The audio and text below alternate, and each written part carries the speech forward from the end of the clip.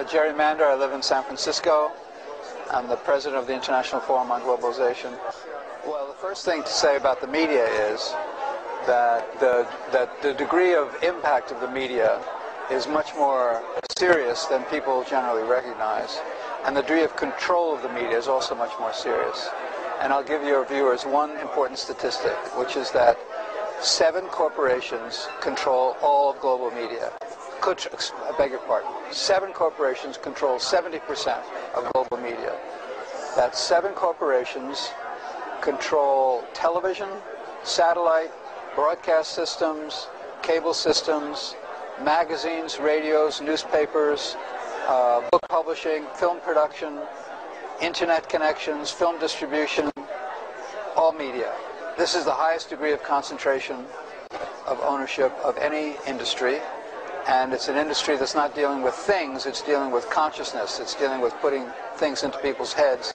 And that is how people get many more of the ideas and worldviews that they carry around, whether it's about how to live their lives or what fashions to wear or what to eat and what values to have with food and what makes sense in order for them to live their lives. And this is, I think, a disastrous situation.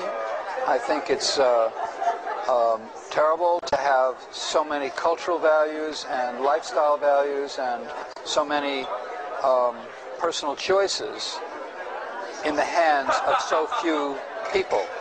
Now, the 7 corporations are Fox News, Time Warner, Disney, Sony, Bertelsmann, Viacom, and General Electric.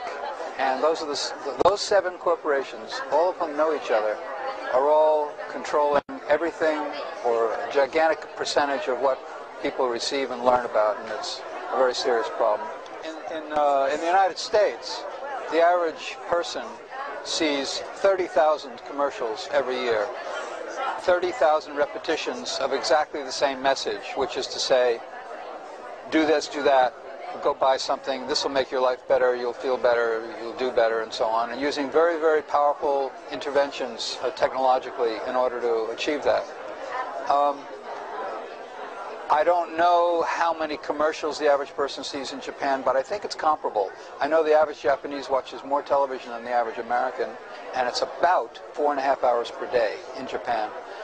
I'm not sure the latest numbers, but 4.5 hours per day means that the average Japanese person watches more television than they do anything else except going to school or sleeping or working.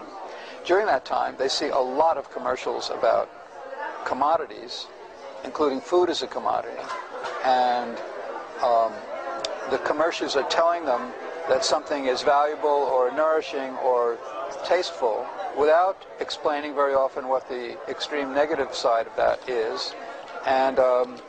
And it's inundating them with a view of the fashions of food, which have nothing to do with the kind of nutritional values or healthful values or the truth, for that matter,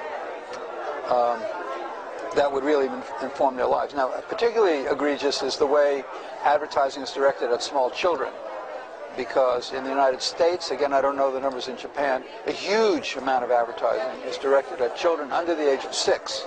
Telling them to tell their parents to buy them sugary foods that are not good for them. And there's no way of stopping that, and it's an extremely serious problem. So why are these corporations, they're trying to sell these food if it's not nutritious?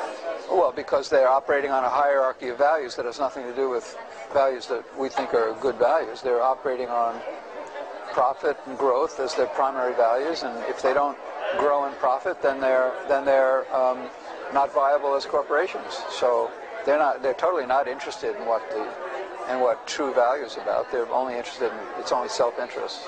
So when they speak about health or nutrition, it's usually just from a public relations point of view. It may have nothing to do with what's true about the food, unfortunately.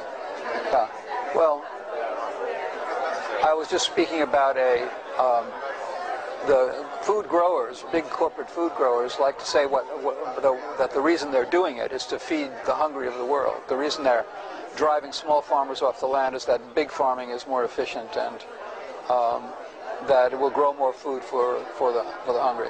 That's a complete lie. Actually, they're not growing food for the hungry. They're growing luxury crops for export, and meanwhile they're driving people off the lands who used to be food-growing peoples, feeding their families and their communities, and more they're not being able to do that, and as they get driven off their land, that increases hunger. And recent statistics quoted in the New York Times just a few weeks ago